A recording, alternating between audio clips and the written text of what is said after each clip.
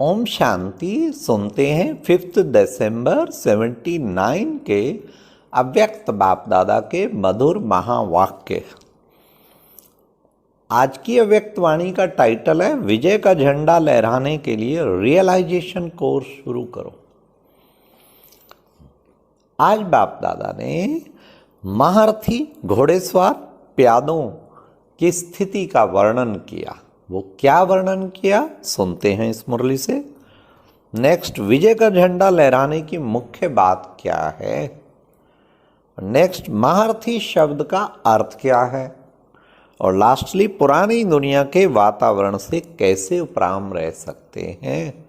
तो सुनते हैं 5 दिसंबर 79 की मुरली, विजय का झंडा लहराने के लिए रियलाइजेशन कोर्स शुरू करो। बहुत ही अच्छी मुरली है। रियलाइज क्या क्या रियलाइज करना है आज की मुरली में सुनना। आज बाप दादा अपनी रूहानी सेना को देख रहे थे। सेना में सब प्रकार की नंबरवार स्थिति अनुसार महारथी घोड़ेसवार और प्यादे देखे। महारथियों के मस्तक में अर्थात स्मृति में सदा विजय का झंडा लहरा रहा था।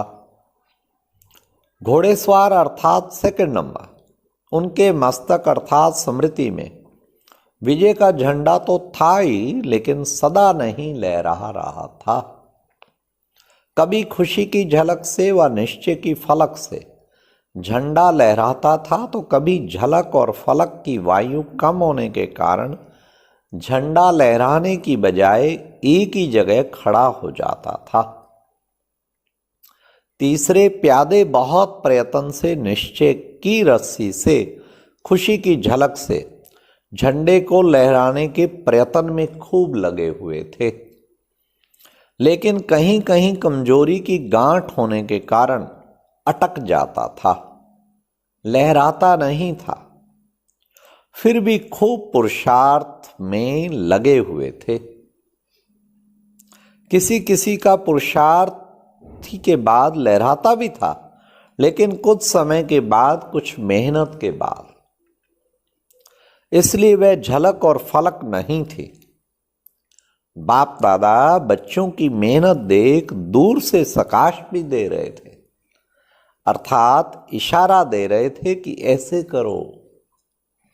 कोई कोई बच्चे इशारे को देख सफल भी हो रहे थे, लेकिन कोई कोई इतना मेहनत में बिजी थे जो इशारे को कैच करने की फुर्सत ही नहीं। वाह, भगवान के इशारे को कैच करने की फुर्सत ही नहीं। ऐसी सेना में तीनों प्रकार के योद्धा देखे। जब मेहनत से या सहज ही सबका झंडा अच्छी तरह से लहराने लगा, तो झंडे के लहराने से ही विजय के पुष्पों की अर्थात बाप और बच्चों के प्रत्यक्षता के पुष्पों की वर्षा समान रौनक हो गई। बच्चे जो मेहनत कर रहे हैं उनको बाप दादा सहज साधन सुनाते हैं। अब सुनिए सहज साधन। निरंतर योगी बनने का आधार सर्व संबंधों का सहयोग। समय पर वह निरंतर विजय का झंडा क्यों नहीं लहराता है, उसका कारण क्या है।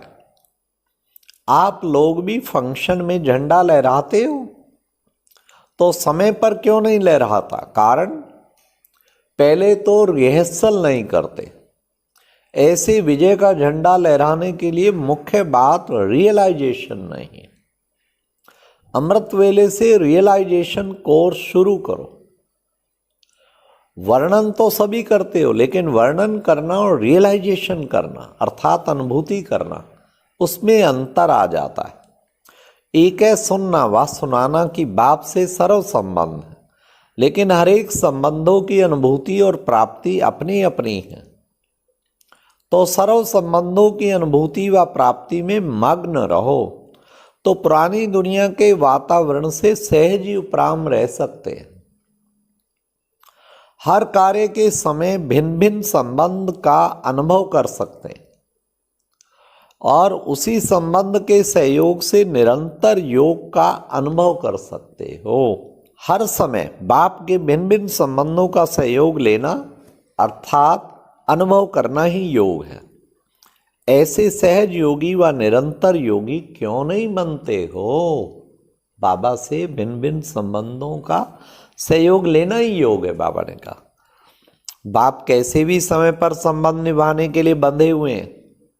जब बाप साथ दे रहे हैं तो लेने वाले क्यों नहीं लेते।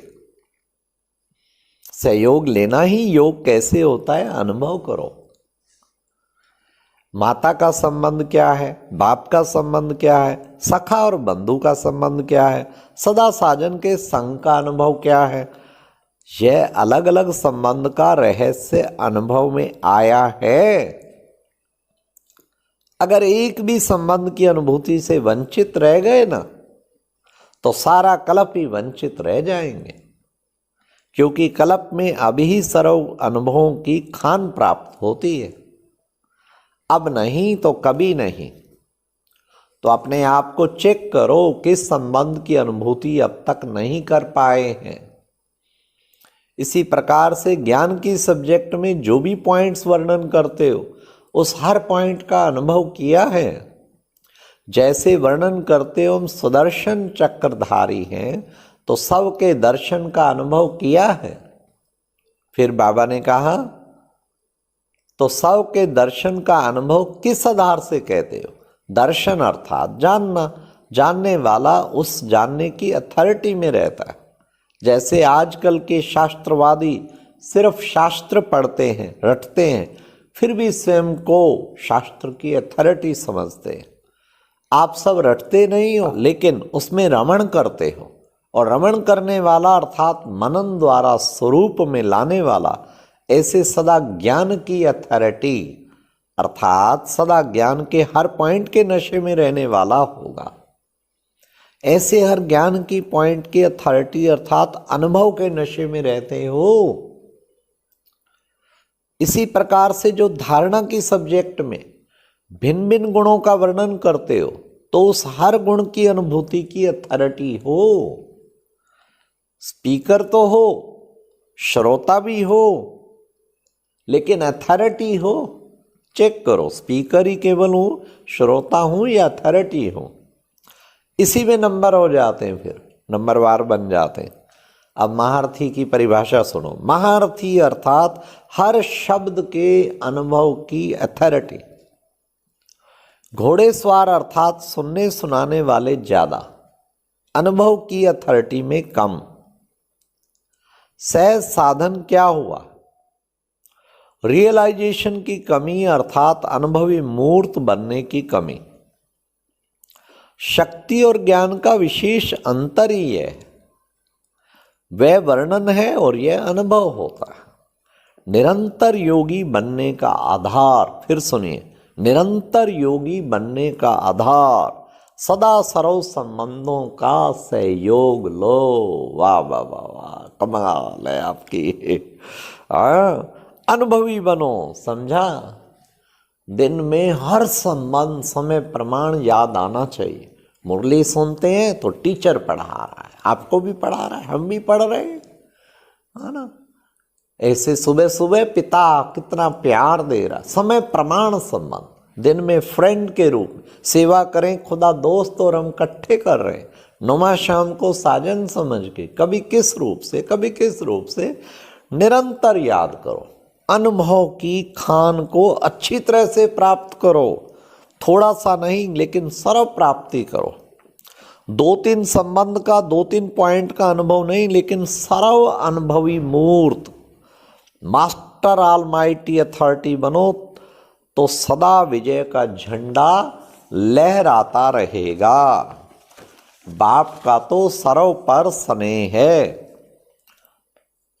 महाराष्ट्र वालों से भी स्नेह है। महाराष्ट्र वाले आए हुए, महाराष्ट्र वाले सभी अनुभवी मूर्त बनना तो महाराष्ट्र की विशेषता सब विजयी हो जाएं। क्षत्रिय नहीं तो सदा ही मेहनत में लगे रहें, लेकिन सदा विजय। अब क्षत्रियपन के समय की समाप्ति हो गई है। अगर इस समय तक भी क्षत्रिय रहेंगे तो चंद्रवंशी बन जाएंगे, पक्का सोच लो। जिनकी अभी भी हार होती रहती है तो समझो चंद्रवंशी में जाएंगे। अब समय है ब्राह्मण अर्थात विजयी बनने का। बहुत काल का विजयी संस्कार चाहिए। अब तो समय ही कम है, तो अब से विजयीपन के संस्कार नहीं भरेंगे तो चंद्रवंशी बन जाएंगे। इसलिए अपने भाग्य की लकीर को अभी भी परिवर्तन कर सकते हो। अच्छा, फिर बाबा ने कहा, निश्चय बुद्धि के मन की खुशी की आवाज पाना था सो पा लिया। सदा सर्व खजानों से संपन्न, अर्थात अपने को माला माल समझते हो। जैसे बाप सदा संपन्न है, ऐसे बाप समान सभी खजानों से संपन्न हो, कोई भी खजाने में कमी नहीं। अभी तो बाबा कमी रह जाती है। ऐसे मन से खुशी का आवाज निकलता है कि पाना था सो पा लिया। वाह वाह। मुख का आवाज निरंतर का नहीं हो सकता, लेकिन मन का आवाज निरंतर अविनाशी है। तो ये मन से आवाज निकलता है कि पा लिया है, अंदर से आता है, या अभी भी समझते हो कि पाएंगे, पा रहे हैं। अटल निश्चय बुद्धि बच्चे बन गए हो। बच्चा बनना अर्थात अधिकारी बनना, कभी भी अपने में भी संशय ना आए। संपूर्ण बनेंगे या नहीं, सूर्यवंशी बनेंगे या चंद्रवंशी, सदा निश्चय बुद्धि।